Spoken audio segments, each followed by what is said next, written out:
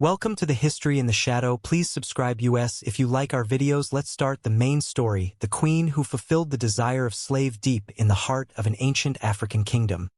Where the Nile's waters glisten like liquid gold and palm trees stand as sentinels against a blazing sun, lies a story that echoes with passion, rebellion, and the unbreakable will to be free.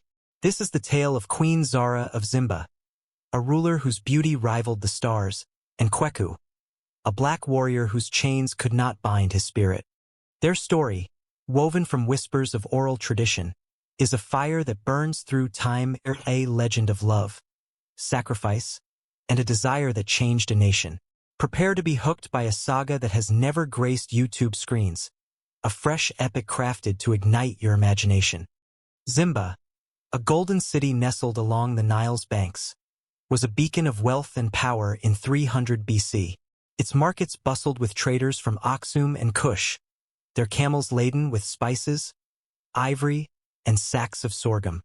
Temples of polished stone, adorned with carvings of lions and serpents, echoed with drums and chants to ancestral spirits.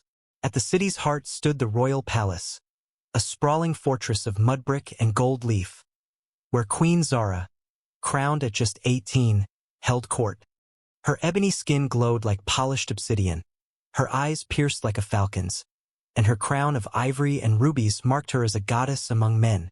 Yet Zara was no mere symbol.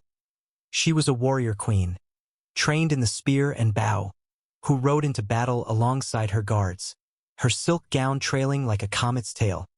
Under her rule, Zimba's granaries overflowed, its armies crushed raiders from the north, and its people sang her name in songs that carried on the wind. But beneath this golden facade lurked a dark truth. Zimba's wealth rested on the backs of slaves, captives taken in raids or traded from distant lands. The city's gold mines, where nuggets gleamed like fallen stars, were worked by chains of men, women, and children, their lives spent in darkness for the crown's glory. Slave markets thrived in the shadows of temples, where northern tribes sold their prisoners to Zimba's elite. Zara, though a just ruler, inherited this system from her father, King Amari, who saw slaves as the fuel of empire. Yet Zara's heart was haunted. Her mother, Nia, had been a slave from the Yoruba lands, raised to concubine before a mysterious poison ended her life. Zara grew up hearing Nia's stories of freedom, of villages where no one wore chains, and those tales planted a seed of doubt in the young queen's soul. Enter Kweku, a warrior from the far south, whose story is as fierce as a savanna storm. Tall as a baobab with muscles carved from years of hunting and scars that mapped his battles, Kweku was no ordinary man. Born in a village where the Zulu and San tribes met, he was a hunter and protector, wielding a spear that felled lions and a shield painted with the sun. When northern raiders attacked his home, Kweku fought like a demon, slaying 10 before a net and club brought him down. His family, a wife and 2 sons, were dragged away in chains, their fate unknown. Sold to Zimba's slave markets, Kweku endured the whip and the mine, his body bent but his spirit unbroken. In the dank cells beneath the palace, where rats skittered and torches cast eerie shadows, he whispered to fellow captives of a dream: freedom, not just for himself, but for all who wore chains. Kweku's desire was singular, audacious, and dangerous. He did not crave gold or revenge. He wanted one night with Queen Zara. Not for lust, but for a chance to speak truth to power. He knew of hidden rebel camps in the jungle, where escaped slaves and Yoruba warriors plotted to end the slave trade. He knew paths through the desert where weapons were buried under moonlit dunes. And he believed Zara, with her mother's blood and rumors of her restless heart, could be the key to igniting a revolution. His plan was madness in a kingdom where queens were sacred and slaves were less than dust. But Kweku's eyes burned with a fire that could light the dark. One moonless night, as guards dozed under the spell of palm wine, Zara descended into the dungeon. She often visited in secret, haunted by her mother's memory and the cries that echoed through the palace walls. Clad in a cloak of midnight blue, her braid hiding a golden key, she stood before Kweku's cell. "What would you give for freedom, warrior?" she asked, her voice a whisper that cut through the dark. Kweku rose, chains clanking like a dirge, and met her gaze. "Not gold or glory, my queen," he said, his voice steady as a war drum.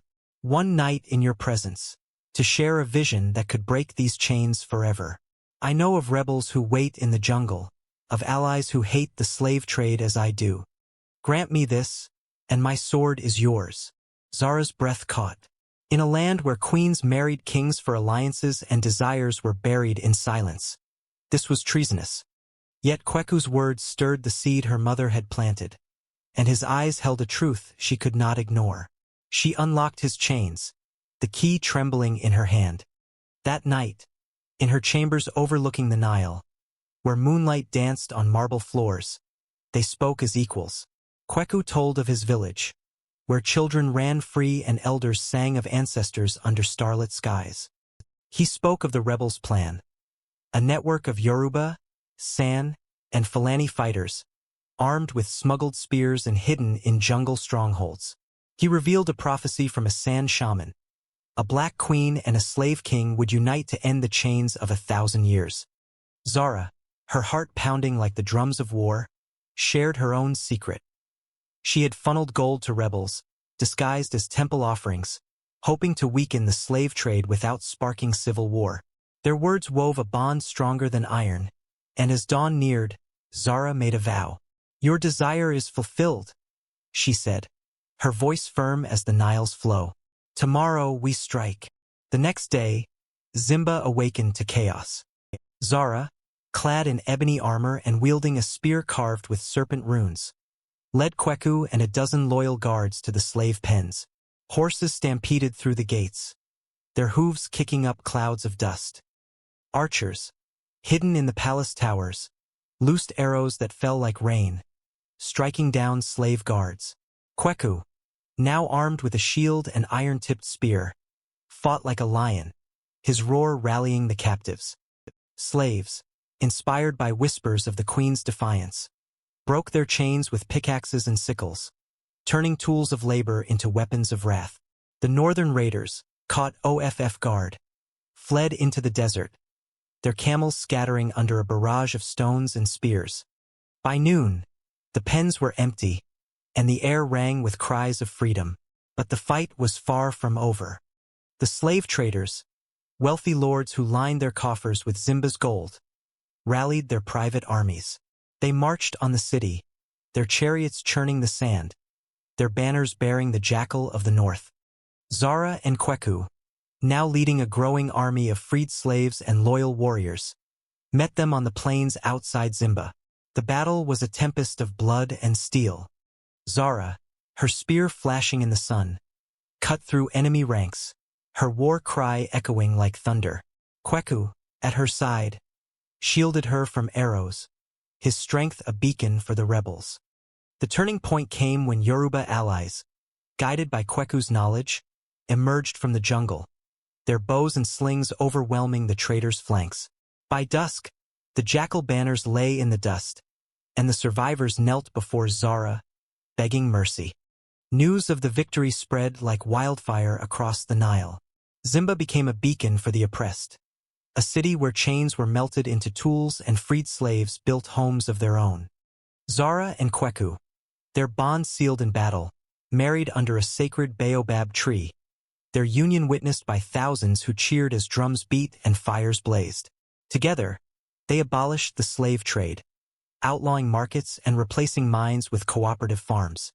Tribes from across the region, Yoruba, Fulani, San, swore allegiance to Zimba, forming a confederation that stood against northern raiders.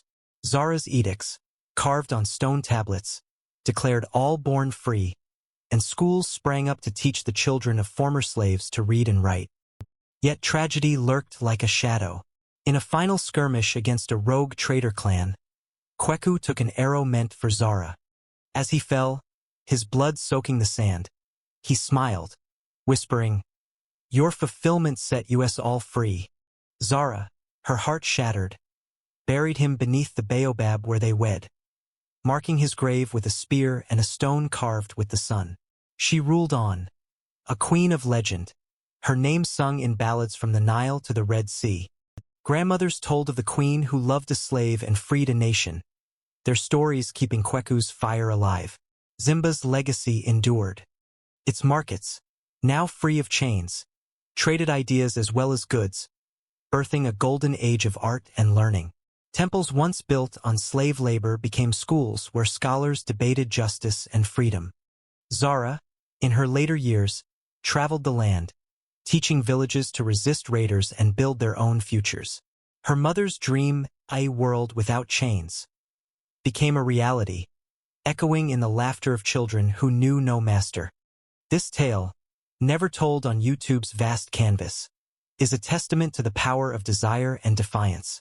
Zara and Kweku showed that a single vow, born in a dungeon's dark, can light a continent aflame. Their story asks us, what desires burn in your heart? What chains would you break if given one night to change the world? As the Nile flows on, carrying their legend, we're left to wonder, could you, like Zara, risk a crown for justice? Or, like Kweku, stake everything on a dream? Join us next time as we uncover more hidden chapters of history, where heroes rise from shadows and legends are born in fire. Which part of the saga moved you most? Was it Zara's courage, Kweku's vision, or the love that toppled an empire? Share your thoughts in the comments below. Subscribe us for more epic tales that hook the soul and illuminate the past. History in the shadow awaits you.